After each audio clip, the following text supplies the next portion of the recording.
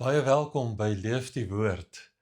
Hier by Leef die Woord, waar ons die woord van die Here lees, leer en leef.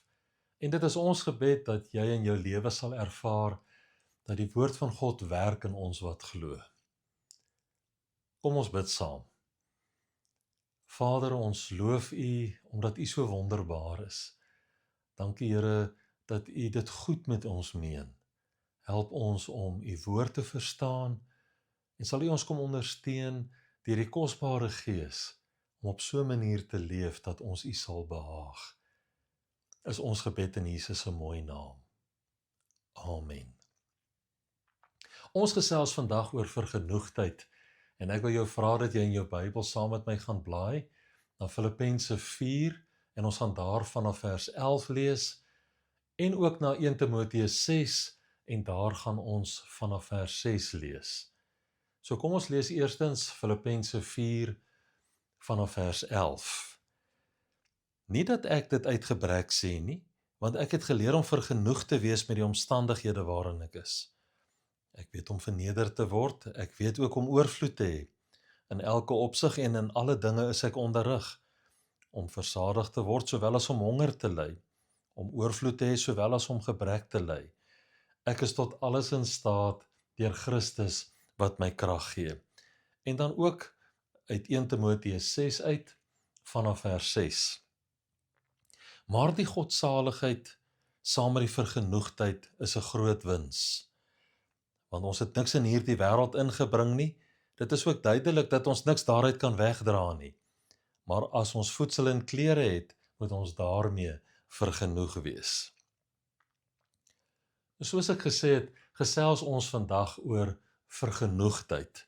Ons gebruik die woord vergenoegdheid nie meer baie nie. Mens hoor dit nie dikwels dat mense die woord gebruik nie. Ons praat eerder van tevredenheid of om gelukkig te wees of om genoeg te hê.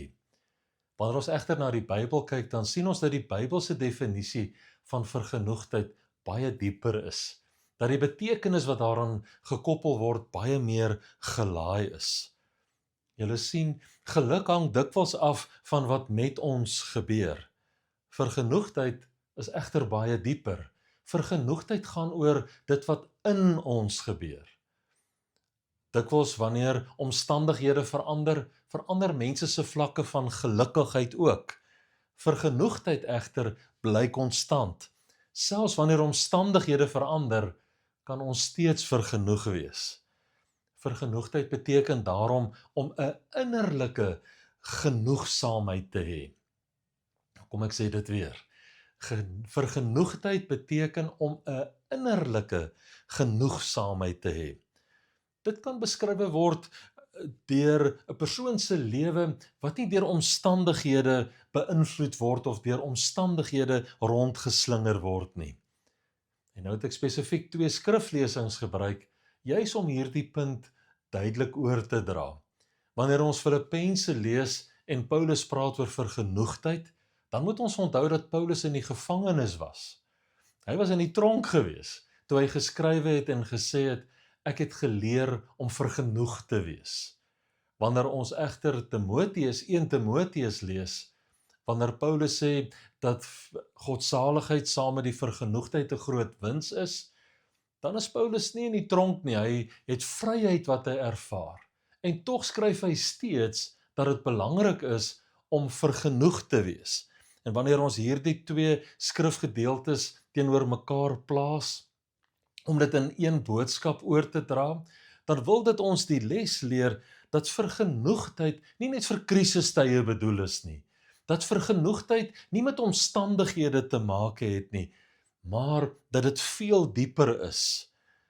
Paulus se lewenswyse was ook baie duidelik nie 'n weerspreking van die dinge wat hy geleer het nie. Hy wil hê dat ons ook moet verstaan dat vergenoegdheid te maak het met die manier waarop ons leef. Dat vergenoegdheid nie te maak het met die bestemming wat ons gaan bereik nie, maar met die manier waarop ons reis. Ek nooi jou uit om saam met my op te let na sy woorde in Filippense 4 vers 11. Hy sê, want ek het geleer om vergenoeg te wees met die omstandighede waarin ek is.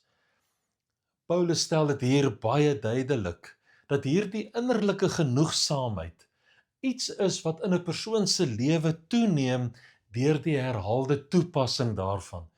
Dit is wat hy bedoel met die woord geleer. Dit is nie iets wat hy gewoon net in sy lewe gehad het nie. Paulus sê nie, hy was van nature 'n persoon wat vergenoegd was nie. Nee, hy sê hy het dit geleer. Vergenoegdheid is dus 'n dissipline wat 'n leefstyl word deur die konsekwente handhawing daarvan. Dit is belangrik dat ons dit sal opmerk, sodat ons nie sal dink dat vergenoegdheid te maak het met omstandighede wat verander nie. Ons sê dikwels vir onsself, as ek maar net meer geld het, as ek maar net ander omstandighede gehad het, as dit net met my gesondheid beter gegaan het, dan sou ek gelukkiger gewees het, of dan sou ek 'n gevoel van genoeg ervaar het. Paulus kom en hy leer ons totaal die teenoorgestelde, naamlik dat vergenoegdheid nie wag vir beter omstandighede nie, maar dat dit juis binne in moeilike omstandighede aangeleer moet word. Vergenoegdheid, wil ek weer eenmaal sê, is dis nie 'n plek wat jy bereik op jou lewensreis nie. Dit is 'n manier waarop jy reis. En om hierdie waarheid baie duidelik tuis te bring by ons, lees ons die woorde van Filippense 4 vers 12. Paulus skryf en hy sê, ek weet om verneder te word, ek weet ook om oorvloed te hê. Hy sê, in elke opsig is ek onderrig, om versadig te wees, sowel as om honger te ly, om oorvloed te hê, sowel as om gebrek te ly. Die rede hoekom Paulus dit noem is sodat ons moet verstaan, dat vergenoegdheid nie aan omstandighede gekoppel moet word nie, dat vergenoegdheid nie bloot te maak het met gunstige omstandighede nie. Julle sien vriende, elke seisoen van die lewe bied 'n geleentheid waarin die Here ons leer dat ons diepste vrede en tevredenheid en genoegdoening nie van ons omstandighede moet afhang nie aan ons omstandighede gekoppel moet word nie. Ja, waarlik, God maak alle dinge sy dienskneg, maar ons moet leer dat vergenoegdheid baie dieper lê. Gebrek leer ons om God te vertrou, oorvloed leer ons om aan hom getrou te bly. En daarom het vergenoegdheid nie met omstandighede te maak nie. Vergenoegdheid is ook nie 'n gevoel nie. Dit het te maak met volwassenheid, geestelike en emosionele volwassenheid. Dit is die vrug wat daar is op iemand se lewe, wat God in elke seisoen van sy lewe vertrou. Dit is wat vergenoegdheid is. Nie omdat ek genoeg het nie, maar ten spyte van wat ek het, tog hierdie diep ervaring van genoegdoening te ervaar. Hierdie diep ervaring van tevredenheid te beleef, ten spyte van wat rondom my gebeur, ten spyte van waarin ek is. Daarom is die woorde van Filippense 4 vers 13 ook so belangrik. Paulus sê, ek is tot alles in staat, deur Christus wat my die krag gee. Hierdie teksvers word dikwels gebruik om oor prestasie of om oor sukses te gesels. Maar Paulus het hier glad nie oor sukses of prestasie gesels nie. Hy praat oor vergenoegdheid. Hy sê dat Christus Jesus hom in staat stel om genoegdoening te ervaar, hierdie innerlike genoegsaamheid te ervaar. Ten spyte van waarin hy is, Christus stel hom in staat om hierdie lewenskwaliteit te kan beleef, of hierdie eienskap te kan uitleef. Hy praat van 'n vergenoegdheid wat daar gesetel is daarin, om in 'n verhouding met Jesus te staan. En daarom het vergenoegdheid niks te maak met selfvertroue, of die uitkomste, die gunstige uitkomste wat jy in die lewe bereik nie. Daarom het vergenoegdoening nie te maak met 'n plek wat iewers daarvoor lê, en as jy daar uitgekom het, dan gaan jy vergenoeg kan wees nie. Vergenoegdheid het te maak met 'n oorgawe aan Christus Jesus. Is om te besef dat Jesus Christus die bron van ons vergenoegdheid is. Dat Jesus Christus die bron van ons innerlike genoegsaamheid is.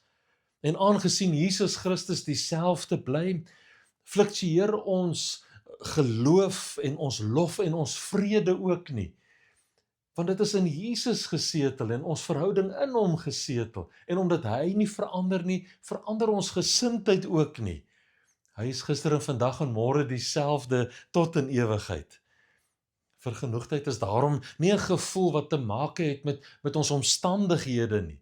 Vergenoegdheid spruit uit ons verhouding met Jesus Christus. Vergenoegdheid beteken daarom nie dat alles rondom jou stabiel is nie, maar dat jy ten spyte van wat gebeur, nogtans in Christus Jesus 'n diep geluksaligheid beleef, 'n innerlike genoegsaamheid ervaar, vergenoeg is as gevolg van Jesus Christus, nie as gevolg van wat jy het nie.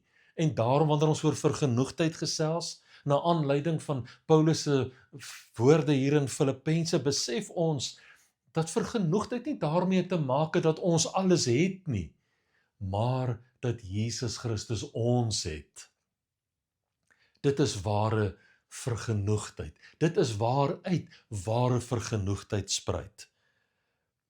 En dan let ons nou op na Paulus se woorde in 1 Timoteus 6. Hy sê maar die godsaligheid saam met die vergenoegdheid is 'n groot wins. Want ons het niks in die wêreld ingebring nie, dit is duidelik dat ons ook niks daaruit kan wegdra nie. Maar as ons voedsel en klere het, moet ons daarmee vergenoeg wees. Onthou nou, Filippense het hy geskrywe terwyl hy in die tronk was. 1 Timoteus het hy geskryf toe hy 'n vry man was. Wanneer ons hierdie woorde in 1 Timoteus 6 lees, wanneer Paulus sê dat die godsaligheid saam met die vergenoegdheid 'n groot wins is, en as ons kos en klere het, moet ons daarmee vergenoeg wees, dan vra Paulus aan die hand van hierdie woorde vir ons 'n vraag. En dit is, wat beteken genoeg vir jou en vir my? Hoe lyk wins vir jou en vir my? Jy sien, die probleem is nie dat ons te min het nie. Die probleem is dat ons dikwels ons definisie van genoeg verander. Sodra ons iets bereik het, sodra daar een of ander sukses of deurbraak is, dan skuif ons die grense verder. En dan is daar weer hierdie leemte in ons lewe. En Paulus leer ons dat ons die teenoorgestelde moet doen. Hy bring ons terug na die eenvoud van God se sorg. Hy bring ons terug na die eenvoud van die lewe. Hy bring ons terug na 'n plek waar ons besef dat ons met minder baie goed oor die weg kan kom, want Christus is vir ons genoeg. Hy herinner ons daaraan dat vergenoegdheid nie begin wanneer ons alles het en wanneer alles uitgewerk het nie. Nee, hy kom herinner ons daaraan dat vergenoegdheid spruit uit 'n bewustheid van jou verhouding met God, hierdie godsaligheid. En wanneer jy desgelyks geleer het om 'n innerlike genoegsaamheid te hê oor wat jy reeds het. As jy kos en klere het, moet ons daarmee vergenoeg wees, sê hy. Die vraag waarmee ons gekonfronteer word wanneer ons oor vergenoegdheid dink, is eenvoudig. Waar vind ek genoeg? Wat beskou ek as wins? Julle sien, vriende, wanneer ons vergenoeg is, dan besef ons dat vergenoegdheid nie verander wanneer ek minder of meer het nie. Vergenoegdheid leer my om anders na die lewe te kyk. Dit leer my om nie voortdurend te vra, wat kort ek nog en waaraan het ek nog behoefte nie, maar om eerder te vra, wat het God reeds vir my voorsien? Daarom het vergenoegdheid met 'n diep dankbaarheid te make.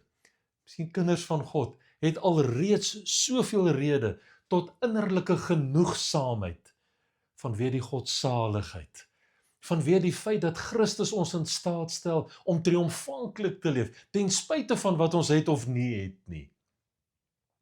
Laat ons vergenoeg wees, in plaas daarvan om met ontevredenheid te leef, in plaas daarvan om te leef met 'n ja, maar ek kort nog dit of ek kort nog dat. Kom ons leef ons lewe met wat van vergenoegdheid, wat van hierdie diep tevredenheid, hierdie innerlike genoegsaamheid, wat ons beleef omdat Christus Jesus vir ons genoeg is. Laat ons vergenoeg wees. Soos die woord van die Here ons leer. Of dit is midde in oorvloed, en of dit is ten spyte van gebrek. Laat ons vergenoegd wees. Kom ons bid saam. Here, ons wil vir U sê dankie vir alles wat ons in die lewe het. Somtyds, Here, kan ons so op soek wees na 'n volgende, na meer en na groter, dat ons waardering verloor vir wat ons op die oomblik het. En daarom wil ons vir U sê dankie vir wat ons het. En Here, dankie dat U vir ons genoeg is. En daarom kan ons vergenoeg wees. Dankie Here dat U ons in staat stel om ten spyte van die noodlot of ten spyte van behoefte, tog nogtans 'n diep stuk innerlike genoegsaamheid te ervaar, omdat U vir ons genoeg is. Ons dankie daarvoor in Jesus se naam. Amen.